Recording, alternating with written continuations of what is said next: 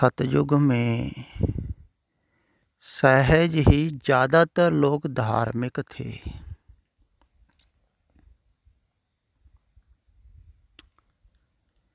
कोई कोई बिरला होगा जो अधार्मिक होगा, कलयुगी होगा, ऐसा बोल सकते।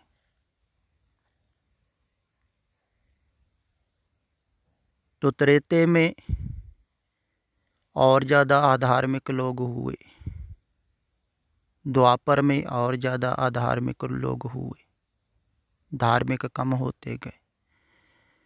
अब कलयुग में अधार्मिक लोग ज़्यादा हैं, धार्मिक लोग कोई बिरला है।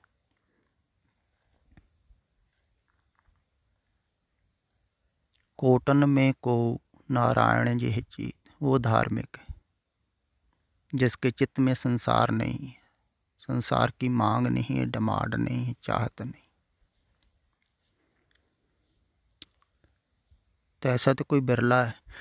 तो फिर जो धार्मिक है ना, वो दूसरों को भी धार्मिक बनाता है, ये बात ख्याल में ले।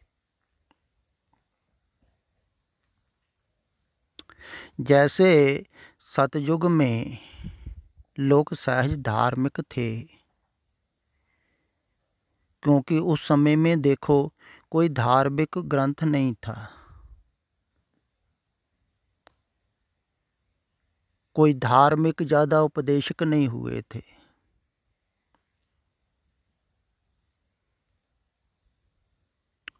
ना ही इतना मन विकसित था, ना ही बुद्धि विकसित थी, ना ही उस समय कोई ज़्यादा भाषा थी।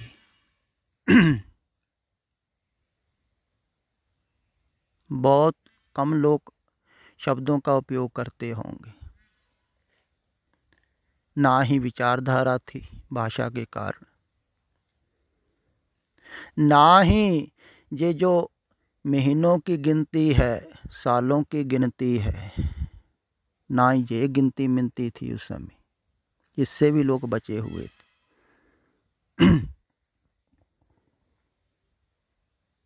ना कोई संक्रांत मनाता था, ना कोई अमावस्या मनाता था, ना कोई नया साल मनाता होगा, क्योंकि नया साल है ही नहीं, कोई गिनती मिनती नहीं।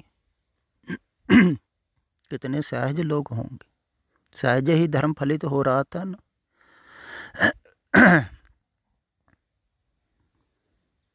ना कोई उस समय गुरुपुर्ब मनाता होगा,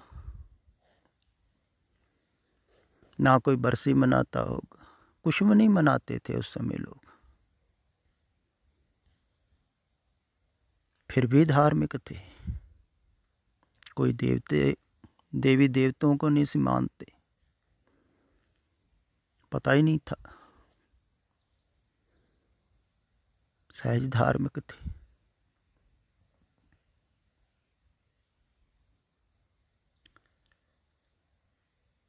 तो उस समय सहजता धार्मिक थी,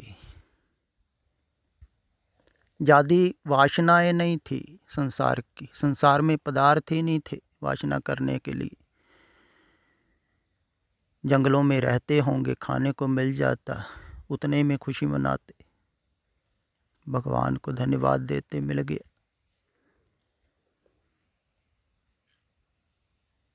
तृप्त हो जाते। इसीलिए संतोष उनका सहज फलित होता, संतुष्टि, चाहत कोई नहीं संसार की, कोई सुख की कामना नहीं कि और बड़ा मकान हो और ज़्यादा धन हो, धन है ही नहीं था,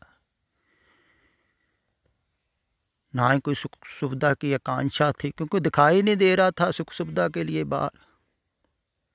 अब तो आपको दिखाई दे रहा है ना बाहर कि मेरे से ज़्यादा सुख सुविधा ले रहा है कोई और बड़ी कोठी में है, मकान में, और ज़्यादा सुख सुविधा मिल रही है, किसी को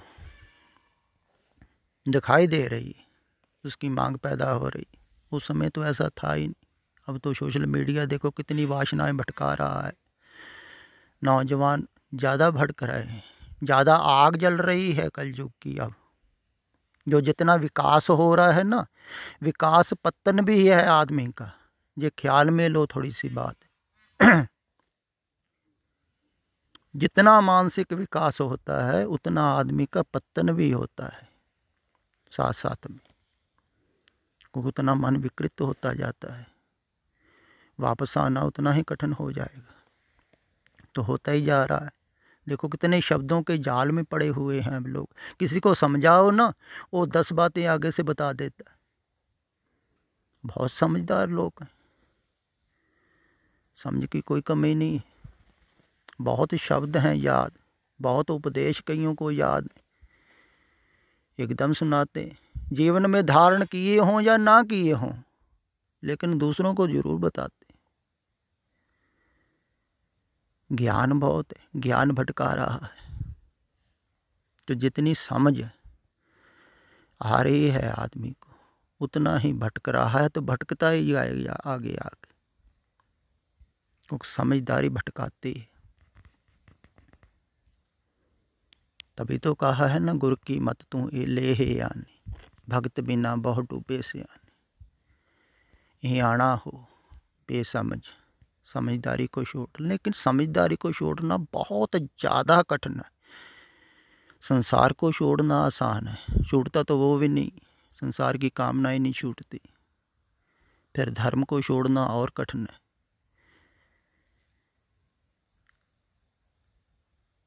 फिर सबसे ज़्यादा कठिन है समझदारी को छोड़ना। तो आदमी समझदार हो गया है ज़्यादा, तो भटक रहा है। तो जो इस समय वास्तविक में धार्मिक है ना, भारत के धर्म की बात नहीं कर रहा हूँ मैं, जो बाहर के सभी धर्मों से मजहबों से छूटा हुआ है परम धर्म में, तो वो दूसरों को भी परम धर्म में लेके आता है।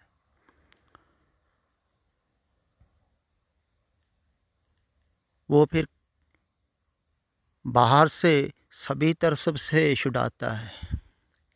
वो कहता है कि मेरी तरह तुम भी छूट जाओ सभी से। जैसे आप ऐसा समझें, शांत बेला में कोई भी दिन त्योहार नहीं मनाया जाता है, ना संग्रांद, ना अमावस्या, ना कोई गुरुपूर्व, ना कोई बरसी, ना कोई और त्यौहार, होली दिवाली जो भी आते हैं, किसी का पता ही नहीं है यहाँ किसी को।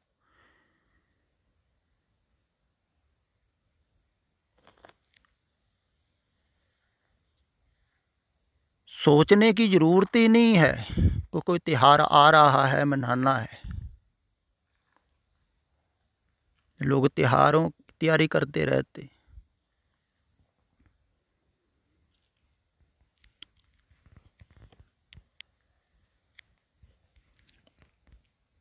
तो देखो, आप सिख कहते हैं ना पे नया साल हम नहीं मनाते, बहुत और धर्मों के लोग भी कहते कि ये तो अंग्रेज़ों का कैलेंडर है, उसी के मुताबिक आज शुरू हो रहा है।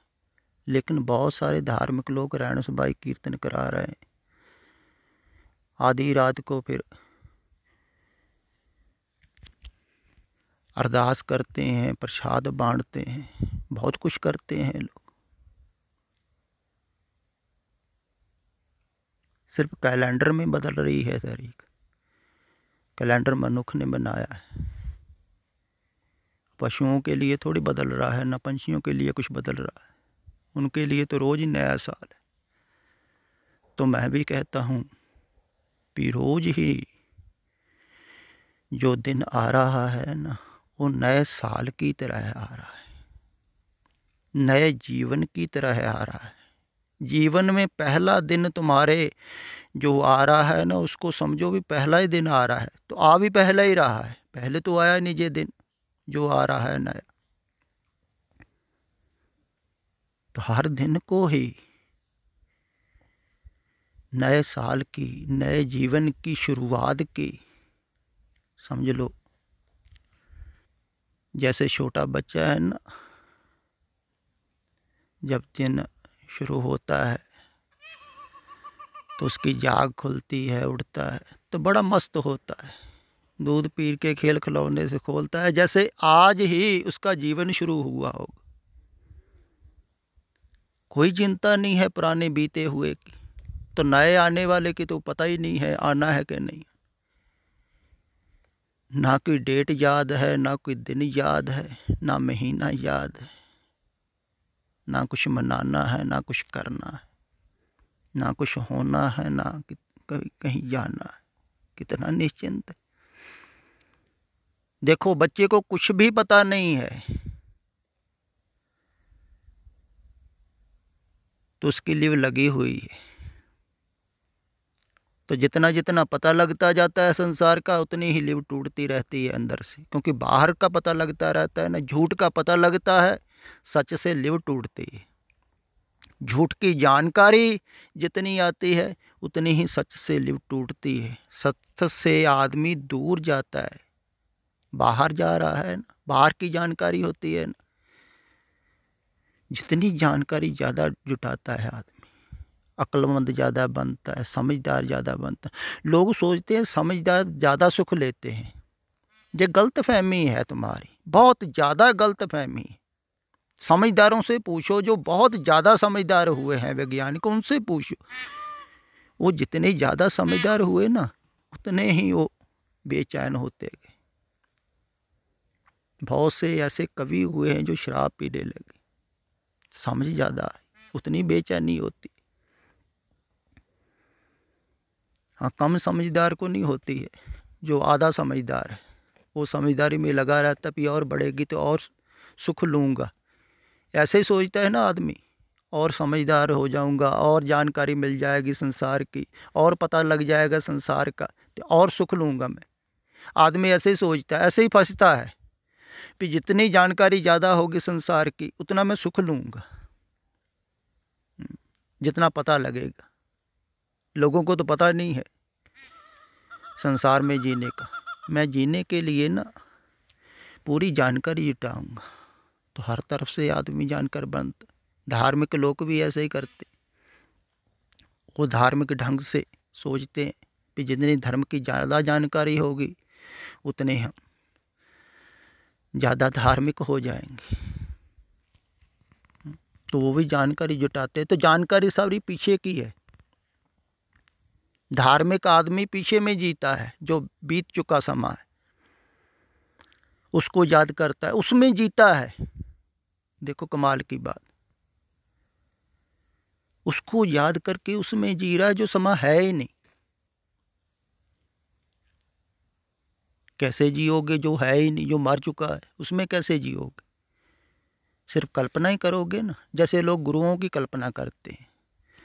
जैसे मैंने थोड़े दिन पहले ही जो बहुत प्रसिद्ध कथावाचक हैं सिखों के, ज्ञानी पिंदरपाल सिंह जी की बात सुन रहा था। वो कह रहे थे कि आपके गुरु गोविंद सिंह हैं, वो ही आपकी बाह पकड़ेंगे, और किसी पर भरोसा मत करो, उसी पर विश्वास करो। तो मेरे ख्याल आया कि इनको गुरु गोविंद सिंह जी दिखाई दे रहे हैं, जो बहुत पहले हो चुके हैं, जो सामने परमात्मा मौजूद है अभी इसी वक्त, वो नहीं दिखाई दे रहा है। ये नहीं कह रहे हैं कि इस परमात्मा पर भरोसा करो जो सामने मौजूद है। ऐसा तो कोई भी नहीं कहता।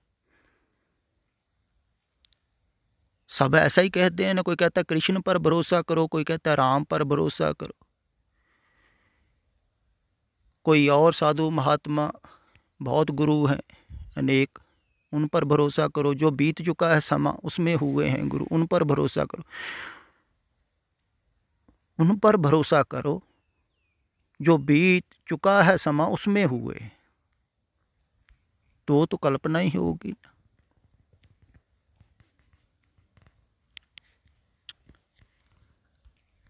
तो जो जागृत पुरुष है ना, वो ऐसा नहीं कहता जो बीत चुका है समा, उसमें जो गुरु हुए हैं उन पर भरोसा करो। नहीं, वो कहता है वो सभी गुरु अभी मौजूद हैं इसी वक्त परमात्मा में, वो मरे नहीं। ये तो जैसा कह रहे हैं, जे कहते हैं उस समय हुए, अब नहीं है, उन पर भरोसा करो। तो जो जानता है ना, वो कहता है नहीं, वो अब भी मौजूद हैं इसी वक्त, इसी समय सभी परमात्मा में मौजूद हैं। तो ना पीछे जाओ ना आगे जाओ, आगे की मांग आगे लेके जाती है। अगर आप इस साल में मांग रहे हो ना, फिर अगले साल भी ऐसा ही मांगोगे। ऐसे ही मांग रहे हैं लोग हर साल ही, तो अंत समय में भी मांगते रहोगे तो वासना बढ़ती रहेगी, तो आप कूड़ की तरफ जाते रहोगे, कूड़ में ही फंसते रहोगे, तो जन्म जन्म तक भटकते रहोगे। तो भटक ही रहे हो, तो बाहर मत भटको, आओ आप सभी को सतयुग में ले चले।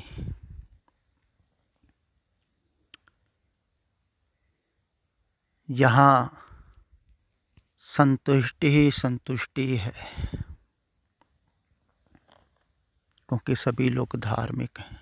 जहाँ धर्म है वहाँ संतुष्टि है, इसीलिए उनकी कोई मांग नहीं है, उनको मिल गया है धर्म, इसीलिए वो संतुष्ट है। जिसको धर्म नहीं मिला है ना, वो असंतुष्ट है, उसका मन चलता रहेगा। जिसका मन चल रहा है वो असंतुष्ट है, उसकी मांग जारी रहेगी। जिसको धर्म मिल गया है ना, वो ही संतुष्ट है, तो वो ही सतयुग में है। तो कोई बिरला बिरला सतयुग में भी आ जाता है इधर।